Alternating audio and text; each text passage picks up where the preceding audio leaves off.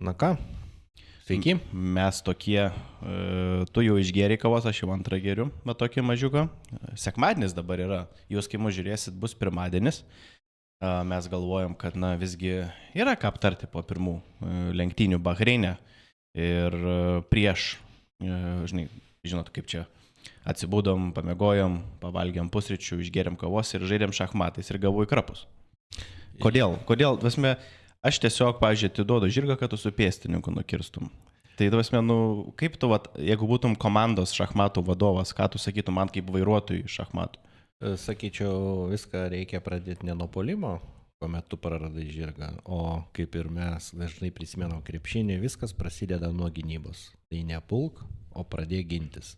Tai geriausias puolimas yra gynyba. Geriausias puolimas yra gynyba ir matyt komandos, kurios ir formulėje dirba, išskyrus Red Bull'į, geriausias puolimas yra gynyba. Taip, nes, o ką daryti? Aš atrodo suvokiu, kad nereikėtų tiesiog atiduoti figūros varžovui, bet kažkaip gal stresas, gal baimė kažkokia pasimaišo. Bet kokiu atveju, čiagi nėra šachmatų rubrika, bet gal visai smagu tokia turėti, kad nors parodyti, kaip mes nemokam žaisti. Bet mes dabar šiek tiek apie praėjusios dienos lenktynės, tai jos buvo ganėtinai, aš per laiką gal iš karto atsidarysiu tada. Okay. Tai iš tikrųjų mes tokius darysime aptarimus kiekvieną pirmadienį, jūs pamatysite po lenktynių, kurias tiesiog transliuosime sekmadienį, tai pirmadieniais trumpa apžvalgėlė. Vis tiek reiktų įvertinti, daug ką mes apkalbam ir lenktynių metu, bet lenktynių metu mes labiau koncentruojamės į pačias lenktynės ir papildomą informaciją, o dabar pabandykim tokius ir lenktynininkų vertinimus apžvelgti ir kitų vertinimus, kaip kas jautėsi po pirmo etapo. Verstappenas nieko nuostabaus buvo, pirmas Red Bull'is buvo 2 galvom aukštesnis, Perezas netgi pradėjęs iš, man atrodo, kelintos, 7 ar 5 pozicijos. Iš 5 startavęs. Iš 5 startavęs atvažiavo antras irgi ganėtinai be didesnių rūpesčių. Sainzas yra 3, podiumas, Ferrari iš karto, tai rezultatas nėra blogas, plus Leclercas yra 4, tai tikrai antra komanda po pirmų rungtynių, nes Mercedes buvo Ferraris grinai. 3-4 vietos. Taip. Russellas 5, Hamiltonas 7, tai čia apie Mercedes grinai šnekant, tai kol kas 3 komanda, tai pakankamai akivaizdžiai. Norrisas su Piastri 6 ir 8, tai čia tokie, čia jau klausimas, ar jos apylygės, aišku, dabar gal per sunku pasakyti, po pirmų lenktynių, bet... Manyčiau, kad McLarenai šiek tiek silpniau atrodė, nes Mercedesai bent jau konkuravo eigoje su Ferrariais, McLarenai nieko kaip ir nebuvo panašaus, jie tiesiog gynėsi nuo visai neblogai važiavusio Aston Martin bolide Alonso. Aston Martinis, nealkoholinis. Taip. Toliau ėjo... Dar aš trumpai gal, sakykime, grįžtant apie tai, kad Verstappenas pasidžiaugė, kad bolidas buvo idealus, kaip Perezas buvo sakęs, bolidas nebuvo idealus. tai gal sakyčiau, kad Perezas turėjo šiek tiek iššūkių iš 5, atsidurti 2 vietoje ir mes kažkaip neginčiamės, bet diskutavom, kas bus dienos lenktynininkas. Aš galvoju, gal Perezas, tu apie Džou kalbėjai, kur paminėsim, bet lenktynininkas buvo 3 vietoje baigęs lenktynės Sainzas, kuris aplenkė ir nenusileido nei Mercedesam ir aplenkė lenktynių visų eigoje. Gal jie atlenkė rinkėjai tiesiog, Red Bull'is atmetam, nebeskaičiuojam, vis tiek pirmimus ir tada kas, kuris geriausiai važiavo be jų. Tai Sainzas dienos lenktynininkas. Tai tiek trumpai norėjau pakomentuoti apie viršūnėlės, dabar grįžtame apie viduriuką, jau tu pradėsi.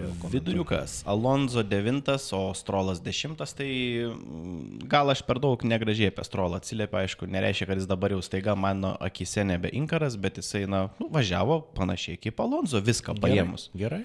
Galiu pagirti, iš tikrųjų, tai taip. Čia gal nebevažiuosime taip iš tikrųjų. Tas gal gaunasi taip, kad kai yra tėvas, komandos savininkas ir sūnus, visada lieka tas prieskonis. Nepotizmo tokia? Lieka prieskonis, kad galbūt ne visai nusipelnęs tos vietos ir galbūt yra labiau gabių, jis irgi gabus, viskas tvarkoja, bet galbūt yra dar labiau gabesnių lenktynininkų ir jeigu nebūtų sūnus Strolo tėvo savininko, tai galbūt ir būtų visai kiti lenktynininkai. Taip, ir tuo pačiu iš tiesų mes, kaip ir sakai, pridedam galbūt per daug, bent jau aš, kritikos per daug Strolai, bet praeitais metais iš tiesų jis buvo Aston Martin inkaras. Negali nieko sakyti. Tikrai jis buvo visą galvą žymiau už Alonso, o Alonso kitokio amžiaus. Suprantu, kad tai yra Fernandas Alonso, ne bet kas. Bet vis tiek jau. Bet vis tiek, kažkaip atrodo. Taigi, tai jisai tikrai neblogai suvažiavo, uždirbo tašką, 10, vieną paskutinį tašką uždirbo Aston Martin, Alonso 9, 2 taškus, tai 3 taškai iš viso konstruktoriai skaitoj Aston Martinai. Tai yra 5 komanda iš tiesų. Taip. Zhou Guanyu 11 su Kik Zauber, netgi Zauber parašyta yra tinklalapyje, kuriame dabar žiūrime rezultatus. Va čia man yra dienos lenktynininkas, nes turint omeny, kur prognozavo, kad tu bus Zauberis. Aišku, nieks nesakė, jis ten būtinai paskutinis, bet vienas iš galutinių. Tai buvo jisai tikrai sąlyginai netoli taškų, ypač jisai pirmose lenktynėse. Tai mano galva tai yra tikrai man buvo, ypač jisai pradėjo ten 19, ten 18 ar 17, kažkas tokio. Tai o Botas o tarpu 19. Aišku, jam ten buvo šiek tiek į boksuose. Ir minutė 14 sekundžių rato nesugebėjo pakeisti. Ir jisai dar pradžioje turėjo anksčiau stoti, nes jam reikėjo tenais, Hulkenbergas stojo pradžioje anksčiau. Tai Botui viską sugadino būtent tas net minutės 14 sekundžių beveik viso rato sustojimas. Tai čia jau nėra ką norėti. Tai. Magnusenas 12, apsikeitė vietom su Hulkenbergu taip savotiškai, nes Hulkenbergas buvo 10 ir baigė 16, o Magnusenas 12, o buvo pradėjęs irgi ten prie galo labiau, gal netgi 18, man atrodo.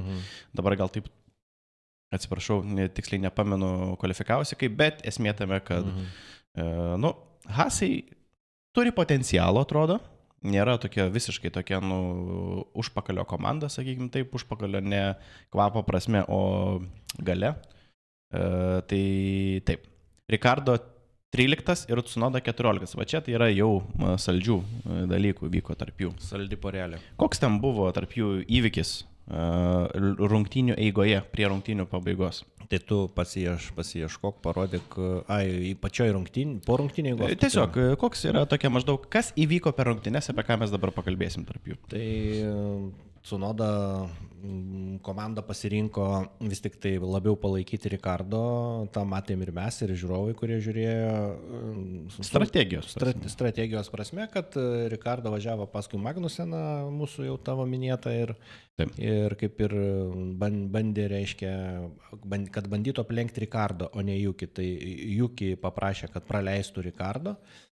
Nes Yuki, suprantama, kad Yuki nenorėjo praleisti, Yuki pats sako, aš pats galiu aplenkti Magnuseną, bandyti aplenkti, o komanda prašė susikeisti, kad Ricardo aplenktų, kuris galų galiai ir neaplenkė. Tai vat Tsunoda ir pyko dėl to, kad man dar patiko komentaras Ricardo vis tik tai.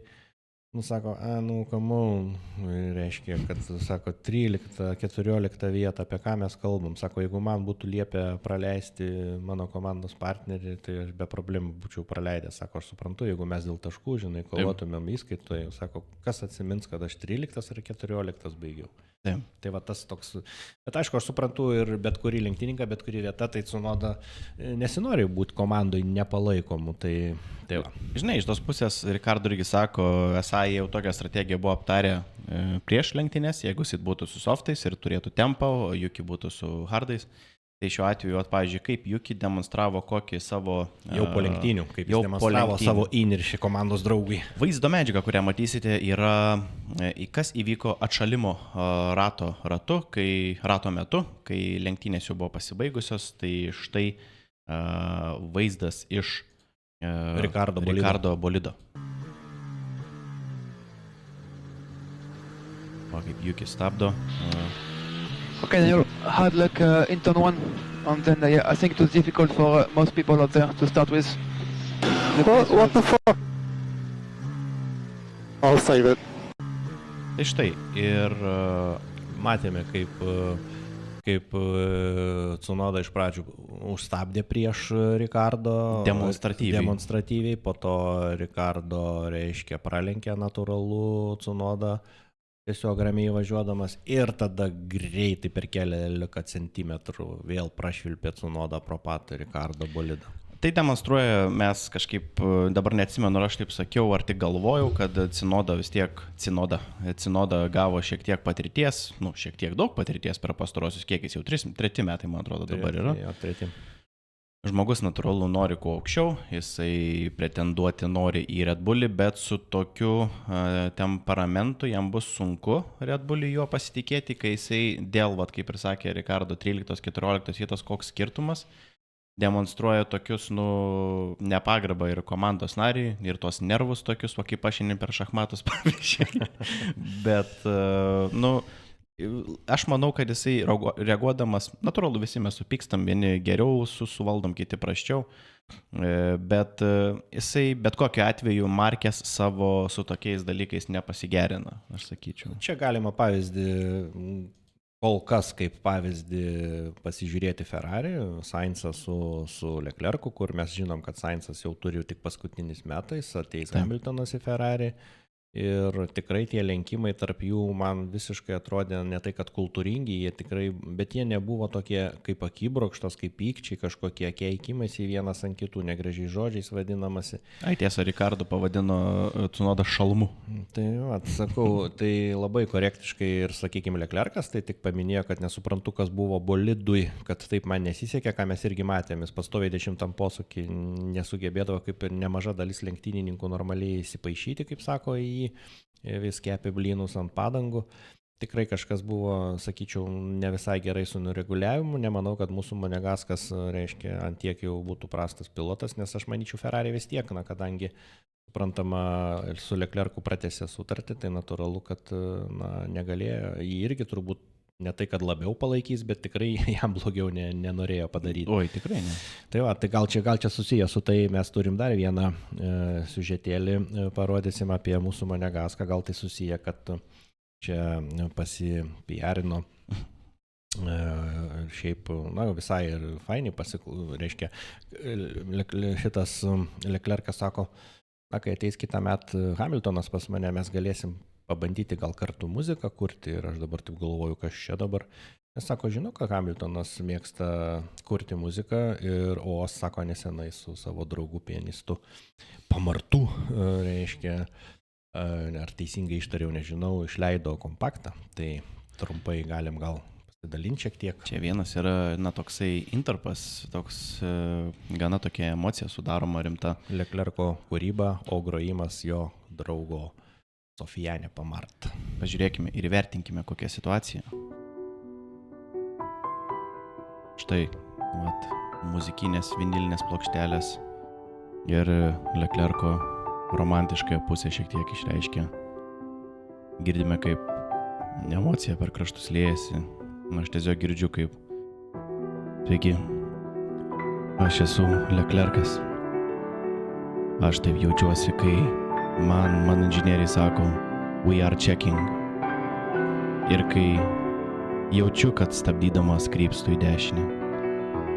Štai man kabinamas medinis medalis, nes niekada vis tiek pirmas nebūsiu. Bet, yra kaip yra. Štai taip, akinukai gražus. Bet kokiu atveju, štai tai yra Leclerco kūryba. Aš aišku, čia, nenorėjau parodyti, kad čia kažkas blogo ar panašiai gražu, viskas. Mes norėjom ir savo indėlį, kaip sako, žinai, kaip reperiai pabandyti. Kartais būna, kad galima perkurti su autoriaus leidimu, bet mes neviršijom to laiko limito ir nemanau, kad kažką čia pažeidė. Aš tikiuosi, kad ne. Bet aš manau, kad Leclerco patiko, kad mes populiarinam jo kūrybą. Šiaip skamba viskas labai normaliai. Man šiaip visai maloni muzikėlė, tiesą sakant. Taip. Ir aišku, čia, kad aš įsikalinėjau, tai čia šiaip, kad smagu pabūtų. Tai tai Leclercas turi savo interesų sporte ir nesporte.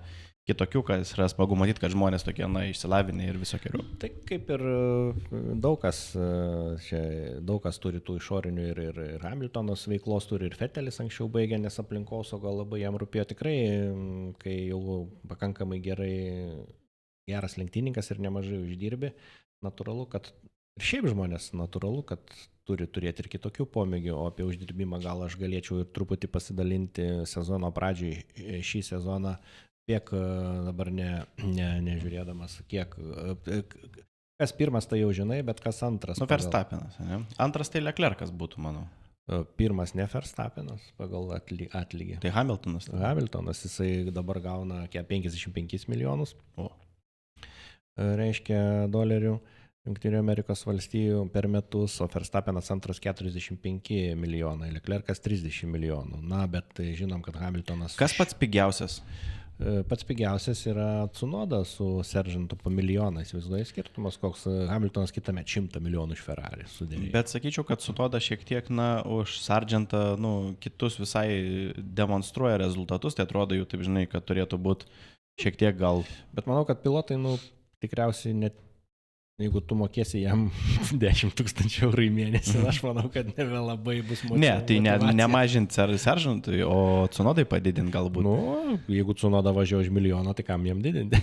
Iš tos pusės, iš verslo pusės, taip, jeigu susidarė man tiek, tai tiek ir gausi. Šiaip tai čia algos yra visiškai plikos, nes natūralu yra paslaptis komercinės dėl tų sutarčių, bet natūralu, kad yra premijos ir už taškus, ir už vietas, ten... Kaip sako, jau neskaitant reklaminių dalykų, bet visokios premijos vos ne antrą tiek, kad pilotas gali užsidirbti. Ja, Norrisas 25 milijonus turi sutartėlę, Alonso 24, Russellas 13 jau krenta, Perezas su Botu 10, Perezas 10, kaip Verstappenas 45, kas galbūt ir logiška. Ir Sainzas tik 8 milijonai, Leclercas 30, įsivaizduoji Ferrari. Okonas 6, Magnusinas su Gasliu 5, Piastris Albonas tik 3 Albonas, puikiai važiuoja, bet čia gal Williamso, sakykime, bėdos su... Jie neturi tiesiog pinigų, aš tai spėčiau daugiau. Yeah. O Ricardo, mūsų išgirtasis Strollas, Hulkenbergas ir Žu po 2 milijonus. Oi, kaip jiem reiks išmaitinti savo šeimas, man dabar kyla klausimas. Tai va, trumpas toks ekskursas. Galim grįžti toliau, aptarti jau labiau pilotus, kurie jau buvo pabaigoje ir mes vis ginčijomės, tai Alpine dabar silpniausias, vis tik tai kas dabar po pirmų lenktynių tavo nuomonė vis tik silpniausia komanda yra? Jeigu taip grinai užbaigus tą reikiuotę, tai Okonas buvo 17 iš Alpine, Gaslis 18 iš Alpine, 18 Botas, 19 Zauberio dėl tų techninių problemų ir Sargentas kaip visada paskutinis iš Williams. Tai jeigu, tai kuris silpniausia komanda, tikrai Alpine nenudžiugino savo pasirodymu, visas sezonas yra viską paėmus ne sprintas, o maratonas. Tai žiūrėsim, kaip bus toliau. Man vis tiek atrodo toks koncernas kaip Renault turėtų vis tiek kažkaip išbrist, nebūtų tokie prasti ir prastesni už kitas, kur kas mažiau pinigų turinčias komandas. Bet jeigu dabar ant popieriaus... Ant popieriaus tai kol kas ne paskutiniai, bet jeigu taip realiai, jeigu ne Boto komandos klaida boksuose, kur minutė 14 ir jeigu ne Seržanto klaida, kai jis visiškai išslydo kažkuriam iš posūkį iš trasos. Nors šiaip Seržantui galbūt ne vieta truputį, nes jis visą laiką nuolatos necingai paskutinis. Kažkaip taip, jis garsėja ir didžiausi nuostolių, kur pridaro pernai, komandoms ten buvo rikiuotėje vos ne pirmas, kiek žalos atneša avarijose, tai galbūt Seržantas vienas iš silpnesnių, bet šiaip mano manimu tai pirmose lenktynėse realiai Alpine prastai atrodė, gal net prasčiausiai, sakyčiau, vis tik tai komandų prasme. Yra tiesos, vėlgi tos paėmus kintamosius, kur atsakėjai. Tai, nešviečia geri dalykai ir veikia. Bet aš tikiu, pertraukiu, bet aš tikiu, kaip tu sakėjai, kad Alpine vis tiek Renault koncernas, jisai visoje eigoje tikrai neturėtų būti paskutinis, o ką minėjai apie Veitėsi. Kol kas mūsų didžiausias fanas, ar vienas iš didžiausių fanų, Veitėsi, jisai džiaugiasi, sakė, kad lengva yra čia, kad Alpine bus paskutiniai. Ir kol kas jis ploja katučių, bet žiūrėsim, kai bus sezono eigoje. Žiūrėsim, juokiasi tas, kas juokiasi paskutinis, bet kaip ir sakė Veitėsi, Alpine juokiasi paskutinis ir tai yra daugiasluoksnis pasakymas, manau. Jo, tai galbūt dar irgi kas įdomu, sakykime, sezono pradžioje, tai primenam, kad turim 24 etapus ir, kaip sakant, dabar jau visos ne komandos, o dabar jau komandos, matom, kaip nori būti vienintelės tos 10 ir nieko neįsileisti, bet didžiulė dabar jau vyksta kova tarp etapų organizatorių. Visi nori organizuoti lenktynės, mato tame prasme, matyti ir uždirba, neskaitant mūsų jau minėto, reiškia, Amerikos norą 4 lenktynės vos neturėti per metus. Tai F1 prezidentas Stefano Domenicali susitikime savininkams Liberty Media pristatė, kad Europoje daugės etapų nuo 26 metų. Kaip tu taip reaguoji? Tai kiek tada dar bus etapų? Verstappenas akivaizdžiai pasakė nedviprasmiškai, kad per daug tai yra tiesiog ir tai yra neišlaikomas toks dalykas ir jisai tikrai bus nepatenkintas. Tik, žinai ką, gal čia yra kaip tik Liberty Media būdas Verstappenai už nusibodai dominuoti išeiktų tiesiog ir bus tada kova normali, tai mes dar daugiau ir pinigų iš trasų ir turėsim kovą kažkokią galbūt. Šiaip tai nemanau, dabar jiems... Čia kaip yra toj pasakoje, vienėlį pasipurti, reiškia ir byra pinigai, tai aš manau, kad čia Liberty Media dabar nenorėtų niekaip prarasti Maxo, jisai tikrai daug sirgalių pritraukia, tai galbūt nedaro pačių lenktynių įdomesnių, taip, bet turbūt nemaža dalis rėmėjų, šiaip pritraukia daugiau viso ko, net sunku dabar man įvardinti, ko ten pritraukia. Visko, tuo pačiu ir savo tėvo dėmesio, kas yra normalu. Tai kaip atsimenat, buvo ta situacija su Horneriu, kai jau šnekėm apie tai šiek tiek per lenktynės ir daug prieš sezoną, bet labai trumpai keliais sakiniais, Horneris buvo kaltinamas neapderamu elgesiu su savo darbuotoju. Nepriklausomi tyrėjai, kaip sakoma, buvo padaryta išvada, kad įrodymų tam nėra ir Horneris toliau grįžo atlikti savo pareigas kaip Red Bull komandos vadovas. Ir paprastai, kaip pavyzdžiui, F1, FIA, sako, mes nesikišam, jie daro patys, taip sakant, atsiriboja, tada jeigu klausia kokia nors ten ar Helmuto, ar ko nors, ten ar vairuotojų, ne mūsų reikalas, ta prasme, yra kaip yra, vienu žodžiu, nevengia komentuoti, bet Josas Verstappenas, Maxo Verstappeno tėvas, kuris ten užsiminėja VIP pozicijas žiūrėdamas lenktynės ir nežinau, ką jis dar tokio ten svarbaus daro, jisai tiesiog taip ir sako tiesiai šviesiai, kad Hornerio buvimas komandos vadovu, tiesiog komanda iš vidaus gali sprogti nuo to. Tai toks visiškai tiesiai šviesiai taip ir pasakė, per daug, tos citatos per daug nekeičiant. Tai kaip ir buvo kalbėta apie povandeninės sroves, kad galbūt čia yra galios kažkokie žaidimai tam tikri, galbūt čia yra kažkam patinka Horneris, kažkam nepatinka, tai prie ko čia iš vis Josas Verstappenas, kokiais ten rolę atlieka, kam jis iš vis svarbus ir aš nelabai suprantu, kad jis galėtų sau leisti kas jiems iš to? Man atrodo, vienintelis dalykas, kiek žinau, jisai jokių ten pareigų neturi, bet natūralu, kad daug lenktynininkų ir Hamiltono tėvas dažnai būna ir be jokių problemų, kad būtų boksuose, nes vis tiek komandos skatina tą šeimos palaikymą. Bet tai bilietukų reikia taip? Ne, tai aš galvočiau, kad tai, kad jis yra boksuose pastoviai, tai yra normalu, plus jisai buvęs lenktynininkas, čia nieko, tai nemanau, kad ten kažkokių pareigų turi, bet jisai, kaip aš galvočiau, jeigu Helmutas Marko pastoviai, jis ir nuo Vettelio laikų labai globojo ir Vettelį atvedė Red Bullį ir Maxą Verstappeną Helmutas Marko atvedė. Tai akivaizdus yra palaikymas, plus pat Marko taip nėra tikrai sutiksi, kad nepalaiko Pereso. Taip. Ir dėl to, ir gal ir teisingai dėl to, kad kritikuoja dėl to jo važiavimo, kaip sakykime, pakankamai prasto lyginant su Verstappenu. Bet tai šitoj vietoj galbūt tėvas nori, kad ir komandos vadovas Kristianas Horneris irgi toks būtų labiau toks akivaizdžiai parodytų, kad Maxas čia lyderis, bet kiek aš matau, tai Horneris kaip komandos vadovas, jis yra lygiai teisingas visiems ir pernai jisai Peresą tikrai taip psichologiškai nespaudė, netgi sakyčiau atvirkščiai, viskas tvarkoja, važiuojam, suprantama, kad ne jis galutinai sprendžia, bus pratęstas ar nebus kontraktas su Peresu, bet jis kaip komandos vadovas, manau, tinkamai tvarkosi, tai galbūt čia tas niuansas yra, kad tėvas, gal ten chemija kažkokia, žinai, ne visada taip žmonės sutarė, tai nežinau, neįsivaizduoju priežasčių, kodėl jis vis dar tą temą kelia. Net pats sūnus jo Maxas sako, vertinu kaip Hornerį kaip vadovą ir šį savaitgalį viskas buvo tvarkoj, komanda dirba puikiai, jūs patys matote rezultatus, nors paminėjo, kad Na taip, į šitą situaciją, šiek tiek blaško, žinai, tai vis tiek matyti jaučiasi visi šitie dalykai.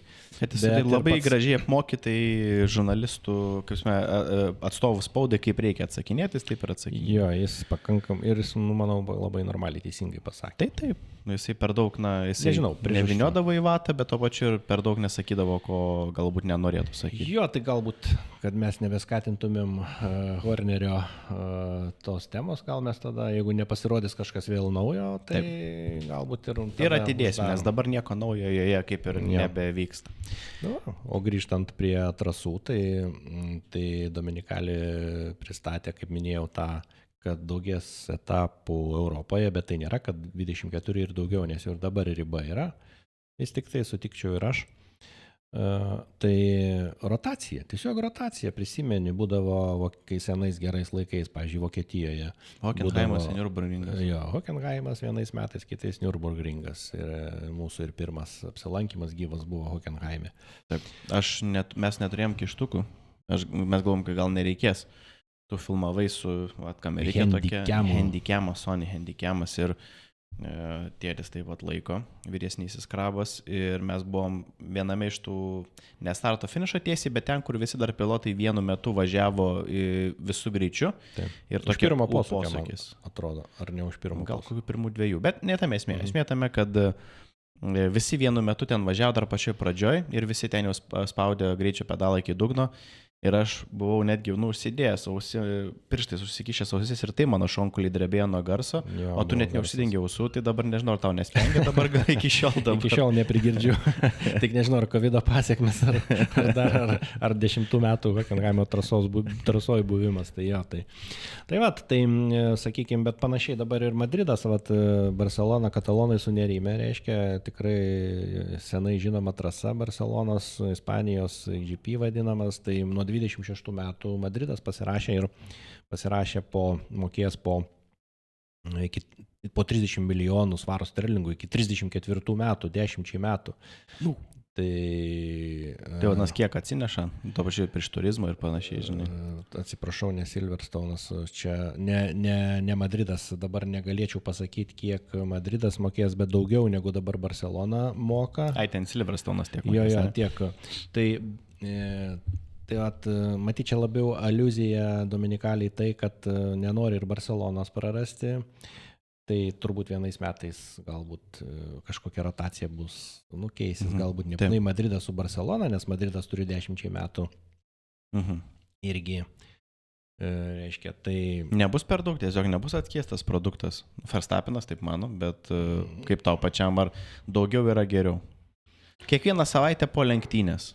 Ja, tai man atrodo jau 24 yra riba, plus 6 sprintai dar, tai reiškia lenktynės, realiai 24 Grand Prix ir 6 sprintai dar šalia Grand Prix, 30 lenktynių, manyčiau gal ir daugoka, išmetant žiemos atostogas, tai praktiškai vos negali sakyti kiekvieną savaitgalį, tikrai didžiulį įtampą. Bet svarbu dar tai, kad anksčiau būdavo netikri etapo organizatoriai, galbūt ateitimi, gal kažką būdavo trumpalaikės sutartis. Dabar visi praktiškai daro ilgalaikės, pereina ilgalaikės. Matosi tas noras užsitikrinti bent 10 metų ir didėja sumos, reiškia. Ar žinai, kiek NBA reguliariam sezone, ten irgi jų yra nemažai rungtynių ir šnekama, kad atsiskedžia produktas, nuo to, žinai, kiek NBA reguliariam sezone rungtynių tenka vienai komandai? Skaičių, taip spėk iš 3 kartų. 200, 300. 82. Tai jeigu LKL palyginsit, ten kokias, žinau, 40, mažiau gal 30 sužaidžia, dabar neatsiminsiu tiksliai. Tai jeigu dar KMT finalą, nes žiūrėk, 12 komandų, 4 ratai. Tai 11 x 4, 44 reguliarus sezonas, po to atkrintamosios, po to dar Karaliaus Mindaugo taurė, tai dar Žalgirį pridėk Eurolygą, tai Žalgiris ištempė iki kiek sakei žaidė pagal to paskaičiavimus praeitą sezoną, pavyzdžiui, tai reguliarus 4 kartą, ten Žalgirį išimtis dėl Eurolygos, jis gal ten tik 3 kartus susitiko su tą pačią komandą. Praeitą sezoną sužaidė visos tiek pat. Tai po 44 turbūt. Po 33. reguliariam sezone. Ai, tai tada reiškia, matai, sutrumpino, matyt, padarė po 3 kartus, ne po 4. Tai va, tai jeigu ten žaidžia, tai NBA, netoli 3 daugiau. Taip. Tai tikriausiai... Ten laikas ilgesnis, dar 12 minučių. Dar 12 minučių, taip, kelinys, vietoj 10 Europoje, kur yra. Tai jeigu ten irgi toks krūvis ir štekame, bet aišku, sponsorių pinigai ateina per reklamas, per viską, tai natūralu, kad norisi daugiau. Ir Verstappenas irgi sako, jau, man jau čia jau yra kažkur jau per daug jau gaunasi. Tai ir Alonso minėjo, kad šiemet, jeigu sako, aš matysiu, kad jau sąnariai ar ten dar kažkas nebelaiko, tai aš sezono viduryje apsispręsiu, ar aš dar galiu kitą metą vėl 24 etapus varyti. Taip. Tai buvau užsiminęs apie Silverstone'ą. Silverstone'as irgi pratęsė sutartį iki 34 metų, kaip minėjau, mokės po 30 milijonų svarų sterlingų. Tai aišku, svarbu paminėti, kad būtent Silverstone'e vyko pirmosios formulės lenktynės 1950 metais, kovo 13 dieną. Tai kovo 13 netoli bus dar vienos metinės. Jo, jūs pamatysite mūsų įrašą kovo 4, tai po dienų galėsime švęsti Silverstone'o 74 metinės. Tai tiek trumpai apie etapus, tai nežinau, daugiau galbūt pasidalinsime mes informaciją galbūt jau kitos susitikimo metu, nebent dar turi kažką. Ne, aš manau, kad mes dabar gražiai tilpom į pusvalanduką su tropačiu, tai manau, kad čia pirmadieniniai popietiai, tarkim, prie kavos ar kažką ar darbuose esant paklausyti tikrai užteks sočiai. Ir taip, matysite šitą vaizdo įrašą pirmadienį. Ir taip, jums tada skanių pietų, skanios kavos, tikiuosi buvo visai smagu pasižiūrėti ir mes tada jau susimatysim jau jūsų laiku, žiūrint į kovo 9 dieną, jau šį šeštadienį, sakykime taip. Saudo Arabijos GP bus ir kelintą valandą transliuosim? 19 valandą. 19, bet šeštadienį. Šeštadienis, be 15, kaip visada pradėsim, be 15:09, galbūt per tą 15 minučių dar trumpai labai greit apžvelgsim situaciją po lenktynių treniruočių. Taip. Ir dar galbūt kažkokių skubių naujienų, galbūt dar kažkas kokią pretenziją gaus iš kažkokios darbuotojas. Arba darbuotojo. Ačiū Jums, kad žiūrėjote ir gerų likusių Jums darbų šiandien Jūsų pirmadienį. Iki pergalė bus mūsų. Visam.